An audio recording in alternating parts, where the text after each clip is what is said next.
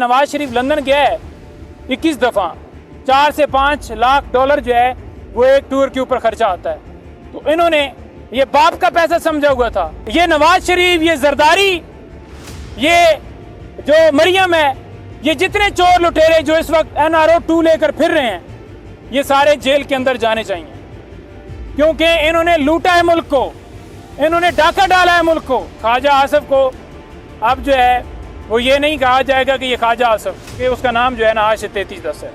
कि खान साहब ने कहा है कि मैं जो ये दुनियावी जो इस वक्त यजीद है, जो दुनियावी शिमर है, मैं इससे किसी सूरत जो है वो नहीं डरता, न डरूंगा। अल्हम्दुलिल्लाह आज खान साहब से कोई 4 घंटे मुलाकात हुई है। मुलाकात शुरू होने से पहले वही तरीक़ाकार किया गया। 10 बजे यहाँ पर हम पहुँच गए, क्योंकि 10 बजे का टाइम होता है कोर्ट का। फिर यही कहा गया कि आपकी अप्रूवल नहीं है जी। फैसल भाई और मुझे रोका गया। तो जब हम यहाँ पर पहुँचे, हमने कहा जी हम जाकर प्रेस कॉन्फ्रेंस करते हैं, क्योंकि इस्लामाबाद हाई कोर्ट ने हुक्म दिया था कि अगर इन दोनों की, क्योंकि ये कौंसल है खान साहब की, इनकी मौजूदगी के बगैर अगर शहादत होगी, उस शहादत की कोई कानूनी वैल्यू नहीं होगी।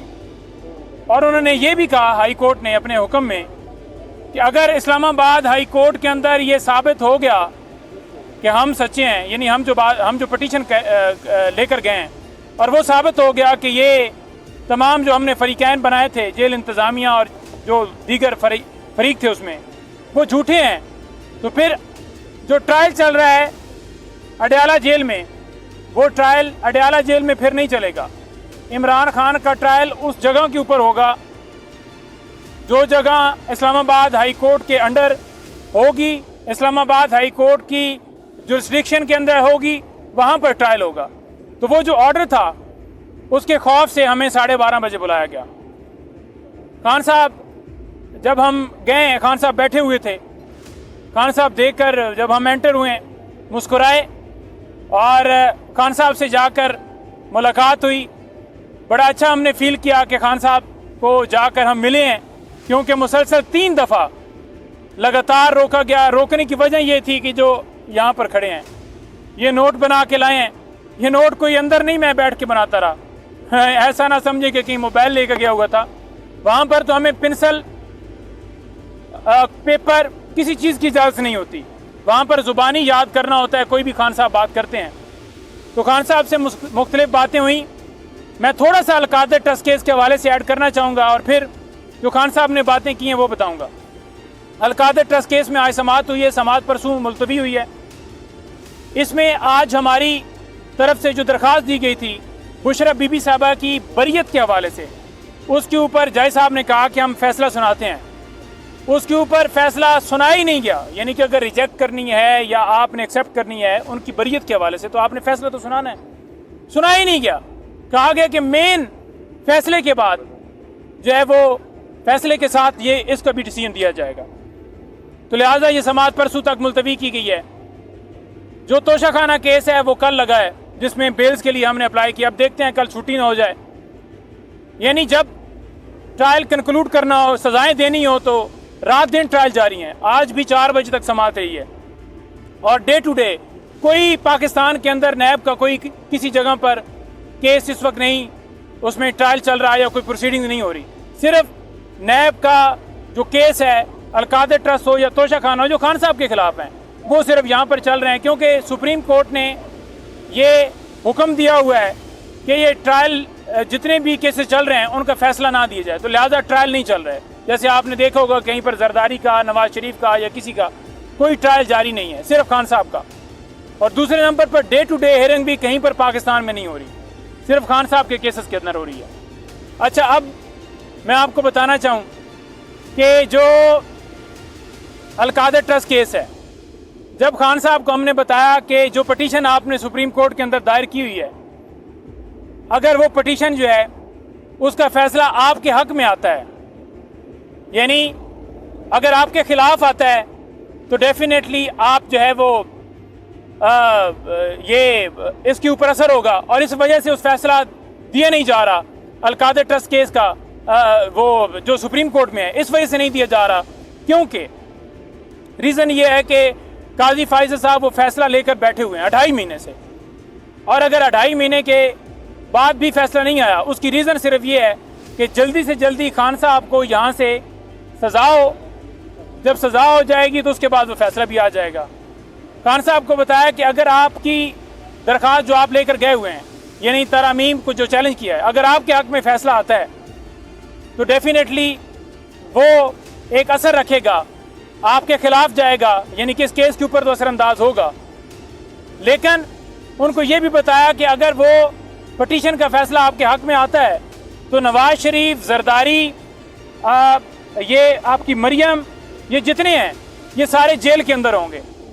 अच्छा, जब हमने ये बात बताई कि अगर वो पटिशन का फैसला आपके हक़ में आता है तो ये सारे जो हैं अंदर हो गए। हालांकि उस पटिशन का खान साहब के हक़ में फैसले आने का नुकसान है खान साहब को, क्योंकि खान साहब के ऊपर भी वो इम्प्लीकेट करेगा। लेकिन उन्होंने कहा कि नुकसान होता है तो हो, मुझे सज़ा होती है तो हो। ये नवाज शरीफ, ये जरदारी, ये जो मरियम है, ये जितने चोर लुटेरे जो इस वक्त NRO 2 लेकर फिर रहे हैं, ये सारे जेल के अंदर जाने चाहिए, क्योंकि इन्होंने लूटा है मुल्क को, इन्होंने डाका डाला है मुल्क को। तो हमें ये चीज़ देखकर बड़ा एक खुशी भी हुई कि देखें खान साहब किस हद तक वो चाहते हैं कि मुल्क के अंदर इंसाफ होना चाहिए। वो फैसला बेशक खान साहब की पटिशन जो है वो कबूल होती है तो वो खान साहब के केस के ऊपर ज़रूर उसका डैमेज होगा, लेकिन उन्होंने कहा कि नहीं, फैसला जो मैं पटिशन हम लेकर गए, हम उस मौक़िफ़ के ऊपर कायम है। तो ये होता है लीडर, और दूसरी तरफ होता है गीदड़। आपने देखा है लंदन एग्रीमेंट की बात की, खान साहब ने कहा कि मैं पहले दिन से कह रहा था कि ये लंदन एग्रीमेंट जो है इसके तहत मुझे अंदर डाला जाएगा, केसेस बनाए जाएंगे, पार्टी के ऊपर क्रैकडाउन किया जाएगा और इनको आके मसनद के ऊपर बैठाया जाएगा। उन्होंने कहा कि अगर काजी फाइज ईसा साहब सच्चे हैं, मैंडेट के ऊपर डाका नहीं डाला गया, अगर फंडामेंटल राइट्स की वोलेशंस नहीं हुई, अगर मुल्क के अंदर लाकानूनियत नहीं है, अगर दरखास्तें हमारी जो सुप्रीम कोर्ट में है वो नहीं उन्होंने अगर वो सच्चे हैं, वो समझते हैं कि वो ठीक कह रहे हैं, या मुल्क के अंदर डाका नहीं डाला गया, तो उन्होंने कहा कि फिर कमिश्नर रावलपिंडी को पेश किया जाए। कमिश्नर रावलपिंडी आए सुप्रीम कोर्ट में, उसकी स्टेटमेंट ली जाए, उसका बयान लिया जाए, साबित हो जाएगा कि कौन सच्चा है कौन झूठा है। कमिश्नर रावलपिंडी ने बता दिया कि किस तरह मुल्क के अंदर डाका डाला गया है। ओन चौधरी का भी उन्होंने जिक्र किया कि ओन चौधरी को ये इसकी शक्ल थी जीतने वाली, ये सारे फार्म 47 वाले हैं, इन तमाम लोगों को जितवाया गया है और हमारे जीते हुए लोगों को हराया गया है। उन्होंने कहा कि 8 तारीख को अवाम ने निकल कर फैसला करके बता दिया कि वो किस तरफ खड़े हैं। अवाम ने बता दिया कि वो मुल्क में कानून की बालादस्ती चाहते हैं। अवाम ने जो 9 मई का बयानिया था वो मुस्तरद कर दिया और आज प्रेस कॉन्फ्रेंस की जा रही हैं। मैंने उनको ये भी बताया कि आपके ऊपर जो है वो जो ये ख्वाजा साहब हैं, उन्होंने कहा है कि आपके पास 3310 है। मुस्कुराए। मैंने कहा जी कि वो कहता है कि ये 3310 जो मोबाइल है ये खान साहब के पास है और ये मोबाइल बड़ा बेहतरीन है, बड़ा इसके अंदर जो है प्राइवेसी है, या बड़ी अच्छा वो काम करता है। तो मुस्कुराए, उन्होंने कहा कि मेरे पास तो चैम्बर लगे हुए हैं, वहाँ पर तो सिग्नल ही नहीं है। तो मैंने कहा जी मैंने उसका नाम जो है 3310 रख दिया है कि इस ख्वाजा आसफ को अब जो है वो ये नहीं कहा जाएगा कि ये ख्वाजा आसफ। तो उन्होंने कोई और नाम रखा हुआ था, तो मैंने उन्हें कहा कि मैंने तो सर रख दिया है कि उसका नाम जो है ना आज से 3310 है।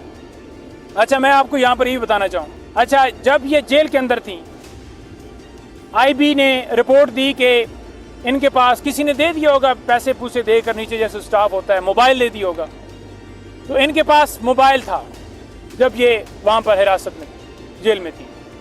तो जब IB ने रिपोर्ट दी तो डिटेक्ट करने वाली वो टीम होती है ना, आप लगाते हैं किसी कमरे के पास या किसी जगह पर गुजरते हैं तो पता चल जाता है कि इस दीवार के साथ या उसके साथ के यहाँ पर मोबाइल जो है कोई चीज़ है, इलेक्ट्रॉनिक चीज़ है। तो जब उसे पता चला कि ये डिटेक्शन वाली मशीन लेकर आ गए हैं, तो अब जो मेरे पास मोबाइल है वो तो पकड़ा जाएगा।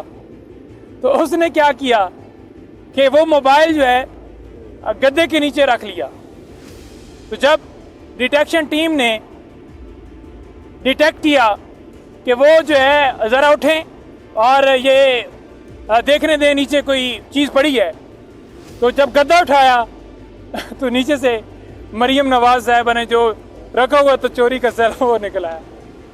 तो आप देख लें कि जो आज फेक झूठे दावे करते हैं कि खान साहब को बड़ी फैसिलिटीज़ दी गई हैं, खान साहब इस वक्त भी डेथ सेल के अंदर हैं और खान साहब का अल्हम्दुलिल्लाह मोराल बहुत बुलंद है।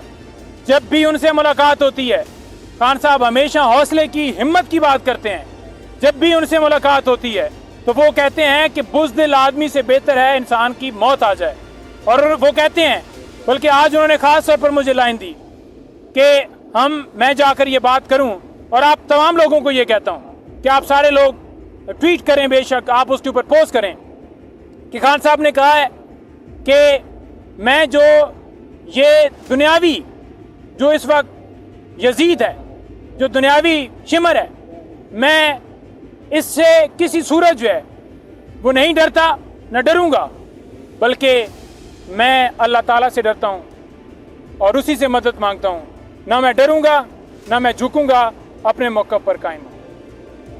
इसके साथ खान साहब ने बलूचिस्तान के हवाले से जो अख्तर मैंगल जो हैं साहब ने इस्तीफ़ा दिया, उसको इंडोर्स किया कि उन्होंने कहा कि जब देखें वहाँ की आवाज़ ही ना सुनी जा रही हो, उस असम्बली का क्या फ़ायदा कि जब आपकी आवाज़ जो है वहाँ पर सुने ही कोई ना। एक फार्म 47 का वज़ीर आज़म बैठा हो या एक ऐसा सदर बैठा हो जो फार्म 47 के मुताबिक बनाया गया हो, और वो खुद जो है उसके पास पावर ही ना हो, पावर तो किसी और के पास है जिन्होंने इनको बनाया है। तो उन्होंने कहा कि ये जो बैठा हुआ है या ये जितने सारे बैठे हुए हैं, तो उसने बिल्कुल ठीक किया है, उसने इस्तीफ़ा दिया है, क्योंकि जब आपकी आवाज़ नहीं सुनी जाती तो आपको इस तरह का ही काम करना चाहिए। तो उन्होंने उनको अप्रिशिएट किया है। बुशरा बीबी साहबा के हवाले से उन्होंने बताया कि ना उनका कोई अकाउंट है, ना वो कभी किसी उन्होंने कहा कि एक दफ़ा वो मेरे साथ जो हैं वो मक्का मुकरमा मदीना शरीफ गई, या एक दफ़ा गई या 2 दफ़ा, जो भी अब मैं तादाद मुझे, उन्होंने कहा कि वो वहाँ गई। उसके अलावा उन्होंने कहा कि किसी मुल्क ना उन्होंने सैर की। उन्होंने कहा कि 21 ये नवाज शरीफ जो है ना 21 इसने दौरे किए हैं लंदन के। और इसी तरह से उन्होंने बताया कि कोई आई थिंक सो 51 है या 41 है, ये जरदारी है, इसने दुबई के दौरे किए हैं। उन्होंने कहा कि ये नवाज शरीफ लंदन गया है 21 दफ़ा, 4 से 5 लाख डॉलर जो है वो एक टूर के ऊपर खर्चा आता है। तो इन्होंने ये बाप का पैसा समझा हुआ था, अवाम का पैसा लूट कर ये जायदादें सारी इन्वेस्टमेंट बाहर बनाते हैं, और अवाम का हाल इन्होंने क्या कर दिया है। 3 अदवार में इनकी हुकूमत है, इन्होंने क्या दिया है मुल्क को, और इसी वजह से लोगों ने इनको रिजेक्ट किया है। इसके अलावा खान साहब ने यह कहा है कि जो मुझे ख़ास तौर पर शायद कुछ दोस्तों को जो है ये बात दुख लगे, बुरी लगे, खान साहब ने क्योंकि मुझे इंस्ट्रक्शंस दी हैं तो मेरा फ़र्ज़ है, बाकी दोस्त भी उधर मौजूद थे, तो खान साहब ने बात की है कि जो मुश्किल वक्त में पार्टी को छोड़ कर चले गए, जो मुश्किल टाइम के ऊपर पार्टी को छोड़ कर चले गए, यानी कि कोई जवाज़ नहीं था, कोई रीज़न नहीं थी, किसी की कोई अगर फ़ाइल थी और उन्होंने छोड़ दिया, तो खान साहब ने कहा है कि मैं उनको वापस नहीं लूँगा। खान साहब ने यह भी कहा है कि आपने देखा हमेशा कि क्यों खान साहब हमेशा से स्टेटमेंट देते रहे कि जो जिनके ऊपर जेन्युइन फॉर एग्जांपल किसी पर जुल्म हुआ, सितम हुआ, वो खामोश हो गया, चुप करके बैठ गया, वो एक अलग केस टू केस है। लेकिन जो वाज़ेह तौर पर, अब मैं नाम नहीं लेना चाहता, वैसे उन्होंने मुझे नाम बताए थे और आप सब लोगों को पता है कि जो छोड़कर किसी और का हिस्सा बन गए और मुसलसल कोई प्रेस कॉन्फ्रेंस कर रहा है, कोई पार्टी बना गया, कोई इलेक्शन लड़ गया, या जो आपने देखा है, तो खान साहब ने कहा कि जिन्होंने क्लियर लाइन ले ली, क्लियर दूसरी तरफ खड़े हो गए, उनके लिए मेरे रास्ते बंद हैं। हाँ, ये ज़रूर है कि केस टू केस मैंने जो बात की वो इस हवाले से कि जो बंदा जो है जिस हालात में जिसको मजबूर किया गया, तशद्दुद किया गया, मारा पीटा गया, वो खान साहब केस टू केस देखेंगे कि चंद जो भी केस वो उसमें समझेंगे वो लाएंगे, लेकिन उनकी मैंने आपके सामने स्टेटमेंट रख दी है। अच्छा, इसके अलावा जलसा जो है वो होने जा रहा है, तो खान साहब ने कहा है कि कौम जो है अपने हक़ की खातिर निकले, इस मुल्क के अंदर हकीकी आज़ादी के लिए निकले, और खान साहब ने कौम के नाम पैगाम दिया है कि हमेशा आप जो हैं, जिस तरह आप 8 को निकले या जब जब आपको पुकार हुई आप निकले हैं, तो खान साहब ने कहा है कि मुझे आप पे भरोसा है, मुझे यकीन है आप पे, इंशाअल्लाह ताला आप ये मुल्क का तारीखी जलसा इस्लामाबाद में करके दिखाएंगे। आप निकलेंगे अपने बच्चों के साथ, बुजुर्गों के साथ, अपनी माओ बहनों के साथ, तमाम लोगों के साथ आप निकलेंगे और इस जलसे को कामयाब करेंगे।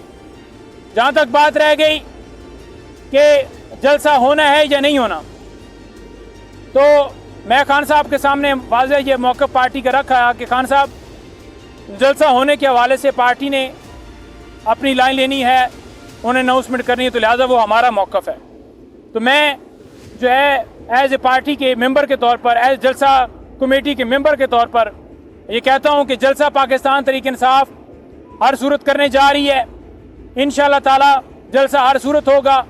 इन्होंने हमें NOC दी हुई है, और अगर NOC कैंसिल की गई तो फिर भी मैं तमाम कारकुनान को कहता हूँ कि जलसा इंशाअल्लाह ताला इस्लामाबाद में हर सूरत होगा, डंके की चोट पर होगा। इंशाअल्लाह ताला आपने इसमें शिरकत करनी है और इस जलसे को कामयाब करना है।